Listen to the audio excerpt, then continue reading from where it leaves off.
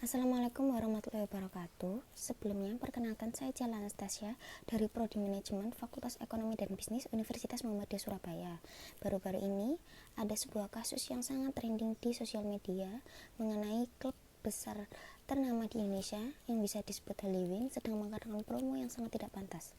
Pasalnya dalam promo ini menyebutkan bahwa orang yang bernama Muhammad dan Maria akan mendapatkan free minuman beralkohol pada hari Kamis. Jelas promo itu kemudian menimbulkan banyak kecaman dari berbagai pihak karena telah melecehkan dua agama sekaligus di Indonesia, yaitu Kristen dan Islam. Setelah promo ini turun, Pemprov setempat bergerak cepat untuk segera menindaklanjuti kasus yang terjadi di Holywings tersebut. Pihak Pemprov setempat, terutama di Jakarta pada saat itu, langsung mencabut izin bukanya klub Holywings agar dapat memberhentikan amukan massa yang datang pada hari itu juga. Beberapa kemudian, setelah ramainya kasus ini, pihak Holywings menurunkan surat terbuka permintaan maafan di sosial media mereka, yaitu Holywings Indonesia. Suratnya seperti tampak di sebelah sini. Permohonan maaf itu ditujukan untuk seluruh pihak yang merasa dirugikan akibat adanya promo tersebut yang ada pada tanggal 23 Juni, kurang lebih tanggal segitu. Jelas promo ini sangat merugikan berbagai pihak karena yang pertama, Muhammad ialah seorang panutan di dalam agama Islam yang suci. Namun di sini mereka malah seolah-olah Muhammad itu memiliki sifat yang negatif. Dalam kasus ini ada beberapa teori pengambilan keputusan yang dapat memberikan solusi bagi pihak Holywings untuk kedepannya. Jadi untuk teori pertama, jelas dalam kasus ini memang pihak Holywings murni akan kesalahan yang tersebut. Namun bagaimana lagi? Nasi sudah menjadi bubur.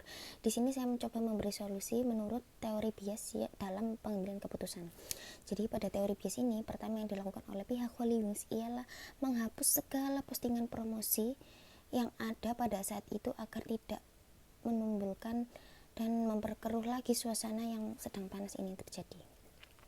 Lalu selanjutnya meminta maaf di sosial media, jelas agar meredam amarah para pihak yang merasa dirugikan dalam hal ini.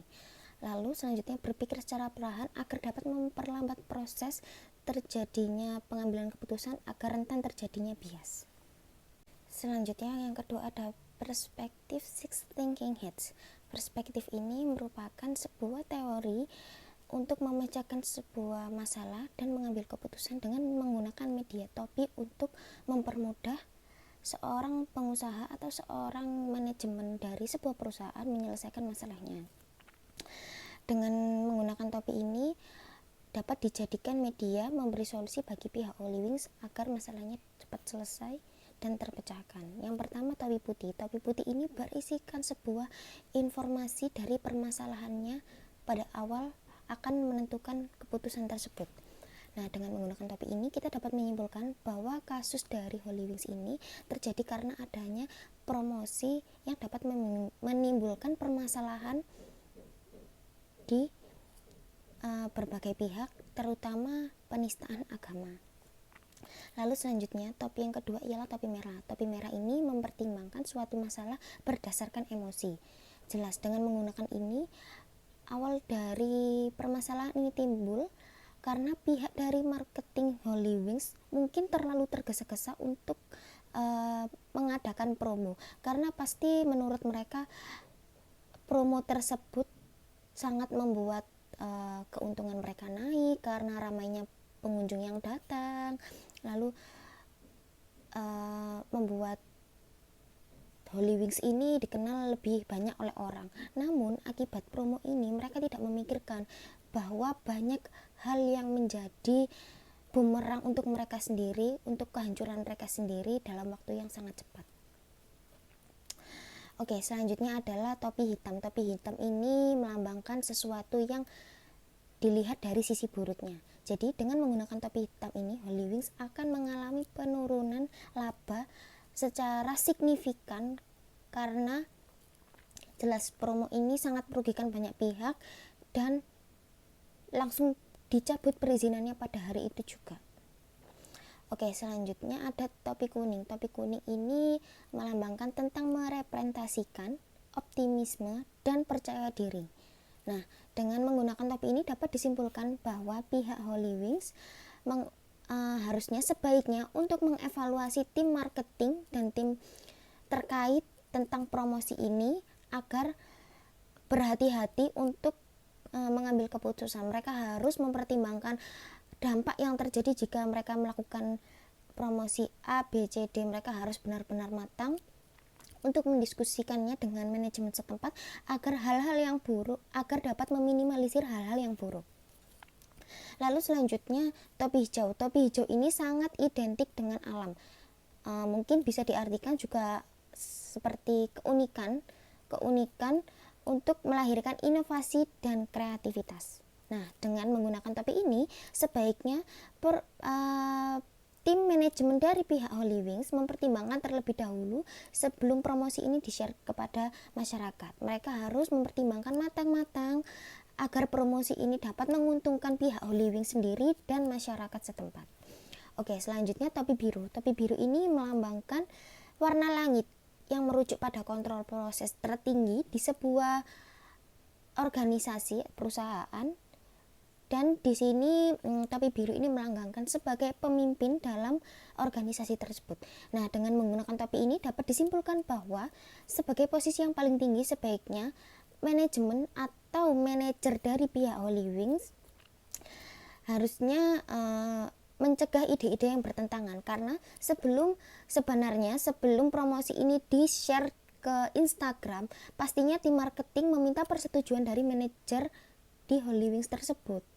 Nah, berarti pada intinya tim marketing dan tim manajer dari pihak Holy Wings keduanya sepakat untuk membuat promosi ini ke masyarakat luas. Jadi sebaiknya pada topi biru ini intinya sebuah pemimpin seharusnya dapat melihat mana promosi yang memang menguntungkan untuk pihak mereka dan mana promosi yang malah menjadi bumerang untuk kehancuran perusahaan mereka.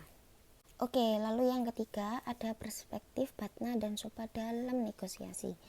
Oke, selanjutnya saya akan membahas Batna terlebih dahulu.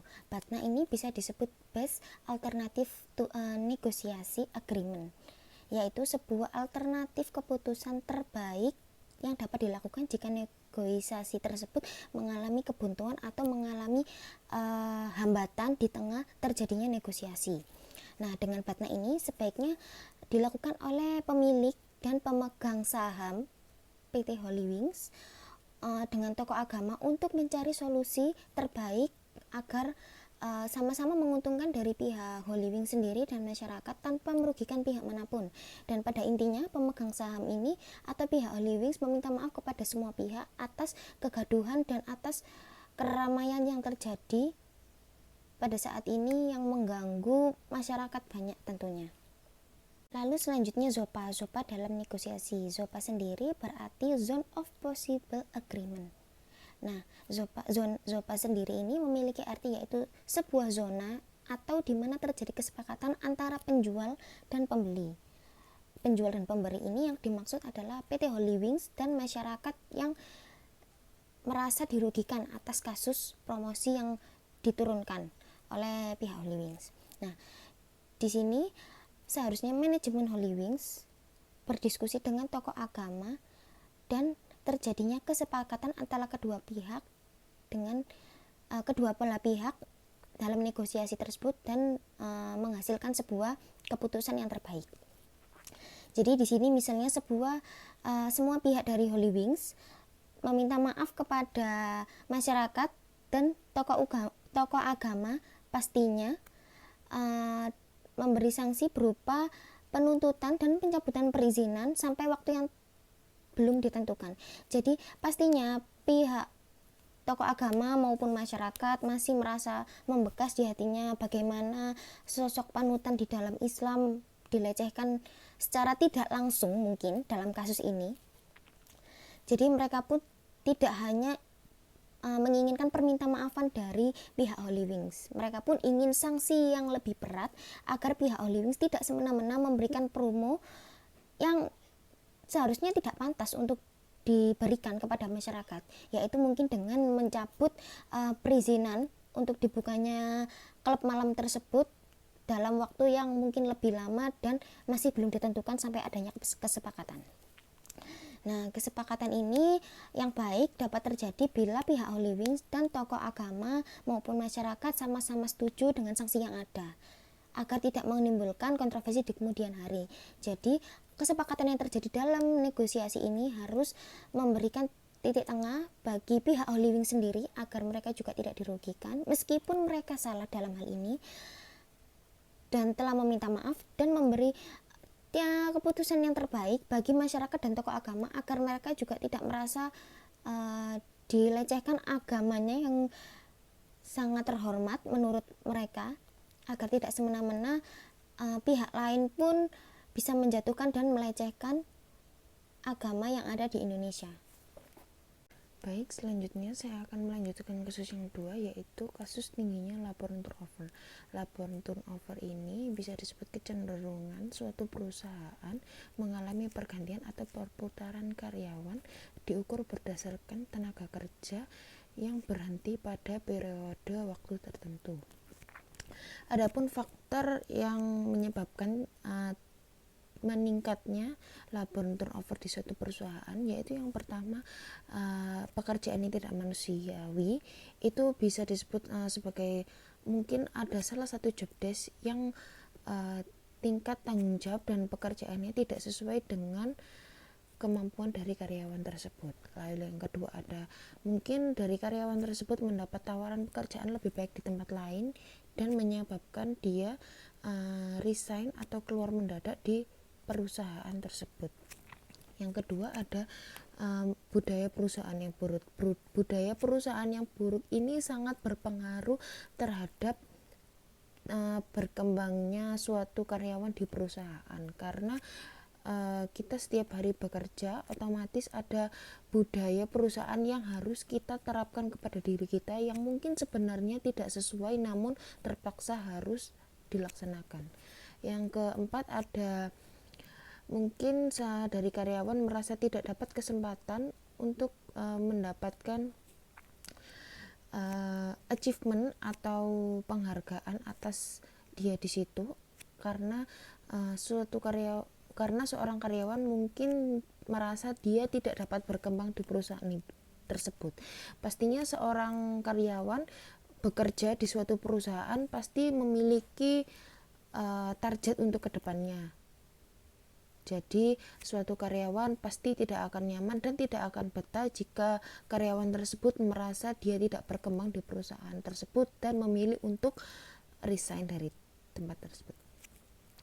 Lalu selanjutnya, dari akar permasalahan dari tingginya laporan turnover ini yang ada di beberapa perusahaan di Indonesia ataupun banyak perusahaan di Indonesia yang masih banyak dan masih terjadi kasus laporan turnover ini. Yang pertama, ada budaya kerja yang buruk. Budaya kerja yang buruk ini meliputi banyak hal. Yang pertama, aturan kerja atau sistem kerjanya seperti apa. Lalu yang kedua, mungkin ada jam kerjanya. Lalu yang ketiga, ada tunjangan atau upah yang diberikan perusahaan terhadap karyawannya seperti apa. Jika dari salah satu aspek ini mereka tidak cocok atau mereka tidak dapat menerima dan tidak fair atau tidak adil untuk apa yang sudah mereka berikan ke perusahaan, tapi mereka tidak dapat timbal balik, ini dapat mengakibatkan karyawan banyak yang keluar dari perusahaan tersebut dan tidak betah karena merasa mereka tidak nyaman dan mereka merasa di perusahaan lain mereka dapat dilakukan lebih baik daripada di perusahaan tersebut. Lalu yang kedua, ada motivasi. Motivasi ini penting ditanamkan di diri semua karyawan, karena yang pertama, mereka kerja pertamanya tidak seolah-olah untuk mendapatkan gaji juga, meskipun gaji itu penting. Lalu yang kedua, tidak seolah-olah mendapatkan ilmu. Yang ketiga, mereka juga bisa dari aspek kekeluargaan. Jadi motivasi ini sangat berperan penting dalam kelangsungan sistem kerja karyawan di suatu perusahaan, agar suatu karyawan memiliki target, memiliki motivasi, memiliki arah tujuan agar dapat berkembang di perusahaan tersebut dengan baik. Sekian penjelasan saya mengenai kasus yang trending sekali di Indonesia, yaitu kasusnya Hollywings. Mungkin ada beberapa informasi yang belum akurat dan kurang saya untuk menjelaskannya. Saya memohon maaf. Terima kasih atas perhatiannya dan antusiasnya untuk menonton video saya. Sekian, wassalamualaikum warahmatullahi wabarakatuh.